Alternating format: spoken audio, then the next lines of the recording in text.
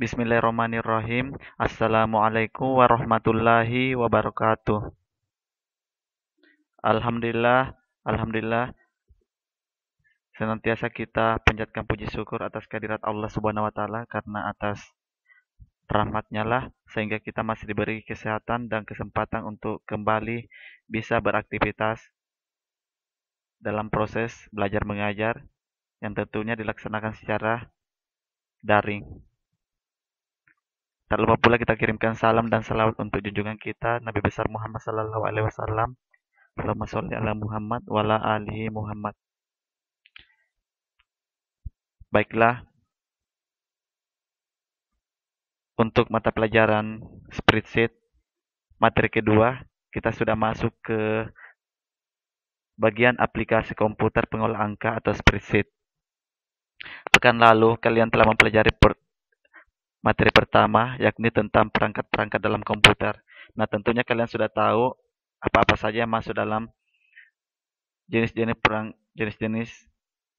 perangkat dalam komputer. Nah, kalian harus tahu apa itu, ataukah kalian harus ingat terus ya, jenis-jenis perangkat dalam komputer yang ada namanya perangkat keras, ada perangkat lunak, dan ada brainware. Nah, baiklah kita langsung masuk saja.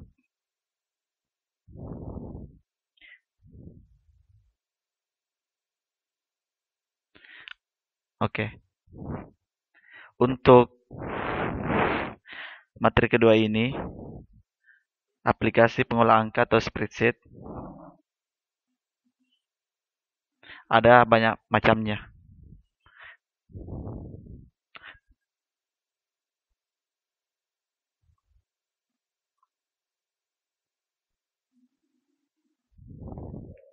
Adapun yang kalian akan terima materinya yakni berhubungan dengan pengertian aplikasi pengolah angka, kemudian jenis-jenisnya, dan yang terakhir adalah fungsinya. Kita langsung melangkah ke pengertian aplikasi pengolah angka. Nah, aplikasi pengolah angka itu adalah program yang difungsikan untuk mengolah data berupa angka. Ya, tentunya pada aplikasi ini ya digunakan tentunya untuk mengolah angka-angka yang kita input ke dalam komputer atau ke sistem. Ya. Tapi tidak menutup kemungkinan di dalam aplikasi ini kita bisa menginputkan juga berupa gambar, ya, berupa huruf. Tapi tujuan utamanya ini perangkat aplikasi adalah untuk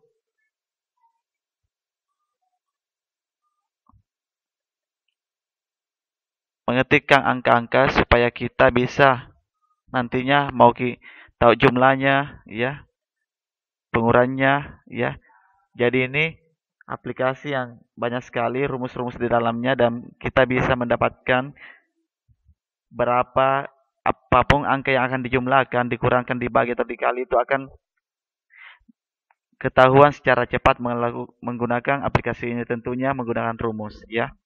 Lanjut kita ke bagian jenis-jenis perangkat pengolah angka atau spreadsheet. Nah, bagian-bagian pengolah angka itu banyak sekali, tapi yang saya ingin jelaskan hanya 5.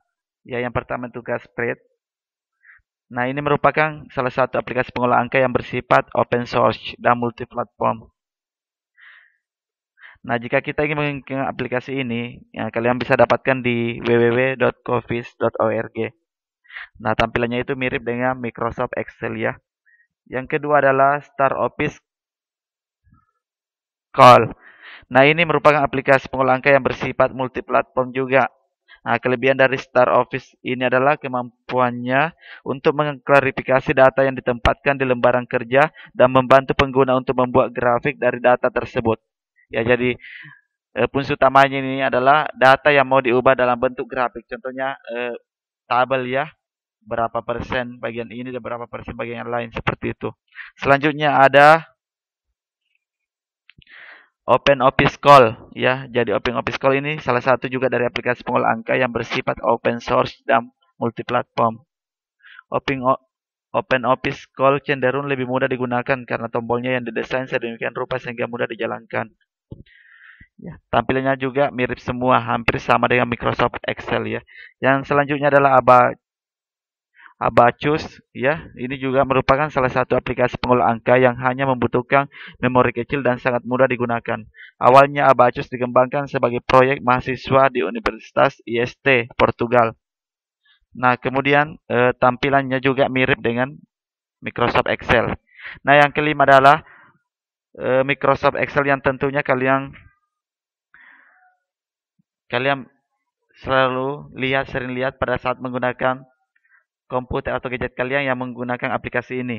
Ya, jadi Microsoft Excel itu merupakan salah satu aplikasi pengolah angka yang dikeluarkan oleh Microsoft.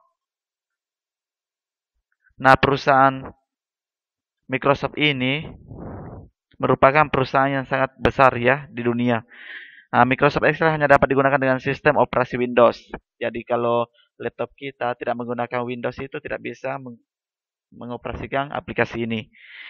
Nah, Microsoft Excel dilengkapi dengan kemampuan dan fitur yang tidak memiliki oleh aplikasi pengolah angka yang lain. Nah, di antara seluruh aplikasi pengolah angka, salah satu fitur yang terlengkap adalah aplikasi Microsoft Excel. Nah, tentunya ke depan ini kalian akan mempelajari atau memfokuskan ya satu perangkat lunak pengolah angka yang dinamakan adalah Microsoft Excel. Nah, ini yang akan kalian operasikan ya, menjalankan sampai dengan perhitungan akuntansi ke depannya. Oke, itulah macam-macam perangkat lunak pengolah angka. Selanjutnya, kita masuk ke fungsi pengolah angka. Nah, apa fungsinya itu? Nah, fungsinya itu untuk mengelola alat, terutama data angka, misalnya untuk membantu perhitungan label atau rugi, ya, pengolahan data statistik, pembuatan database, pembuatan grafik dan operasi statistik ya. Jadi intinya ini program pengolah angka, aplikasi ini digunakan untuk ya mengelola angka-angka, mau dijadikan sebagai data statistik ya, mau dijumlahkan, dikurangkan, dibagi ataukah dikali. Nah, semua bisa langsung didapatkan dengan menggunakan program aplikasi pengolah angka. Nah, selanjutnya kita masuk ke bagian Microsoft Excel. Nah, jadi kita mulai pekan depan kita sudah masuk mempelajari ya salah satu program pengolah angka yaitu Microsoft Excel yang digunakan sampai nanti kalian praktek akuntansi. Nah, ini adalah bagian-bagian daripada Microsoft Excel. Nah, di mana ini ada namanya title bar. Jadi title bar itu adalah judul file yang disimpan atau dikerjakan dari Microsoft Excel ya. Kemudian ada size button. Nah, ini size button itu untuk mengecilkan jendela layar pada Windows ya. Kemudian ada toolbar. Nah, toolbar ini digunakan untuk apalagi digunakan untuk memberikan fungsi-fungsi yang akan dilakukannya seperti mulai dari delete, format, ya insert. Nah, ini semua adalah toolbar. Kemudian kita masuk ke tab menu bar. Nah, tab menu bar ini ada beberapa di lembaran Microsoft Excel. Ada home, ada insert, ada background, ada format, ada Windows dan sebagainya, ya ini. Kemudian kita masuk ke sel. Nah, sel ini adalah tempat untuk memulai suatu pekerjaan ataukah mau memasukkan angka ataukah kata-kata di dalam lembaran Microsoft Excel. Kemudian name bar, yaitu nama yang tercantum ya di dalam file tersebut. Kemudian ada formula bar, yaitu ketika kita mengetikkan angka maka di sini akan muncul juga angka yang diketik tadi. Ya, kemudian kolom atau kolom. Nah, ini adalah kolomnya. Ada namanya kolom huruf, ya, ada namanya kolom angka. Nah, kemudian selanjutnya kita masuk ke bagian row. Row ini adalah bagian horizontal ya dari sebuah margin cell. Nah, namanya baris ya, baris. Nah, setiap mau mengetik, contohnya baris pertama, di manakah kita mau mengetik. Kemudian selanjutnya status bar, yaitu apakah kondisi pada saat kita mau membuka aplikasi Microsoft Excel itu apakah sudah ke dalam siap dipakai. Kemudian tab sheet. Nah, tab sheet ini digunakan untuk menuliskan judul apa yang akan digunakan untuk menginput data Excel ya. Contohnya kita mau menginput di sini laporan keuangan ya, contohnya bulan Januari. Nah, kita ganti sheet ini menjadi Januari. Kemudian ada namanya new sheet ya, artinya ini di samping sheet 3 ada namanya new sheet, ini untuk menambah sheet ya. Jadi kalau masih butuh lembaran kerja bisa ditambah dengan menggunakan tombol ataukah aplikasi ini. Kemudian ada scroll bar horizontal. Nah, ini yang bisa digeser-geser kalau contohnya kita mau melihat sisi kanan kiri. Nah, ini yang digunakan ya, namanya scroll bar. Kemudian ada scroll bar vertikal. Ini di bagian kanan lembar kerja kita. Nah, untuk menggeser ke kiri, ke atas, ke bawah ya, namanya scroll bar. Nah, itulah semua bagian-bagian daripada Microsoft Excel.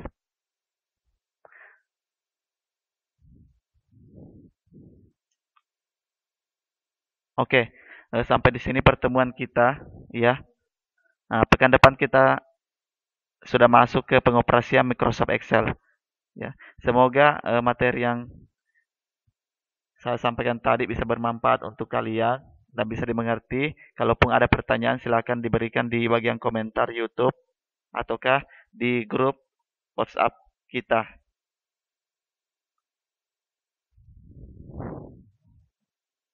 Ya, mungkin hanya itu yang bisa saya sampaikan. Lebih dan kurangnya mohon dimaafkan. Wassalamualaikum warahmatullahi wabarakatuh.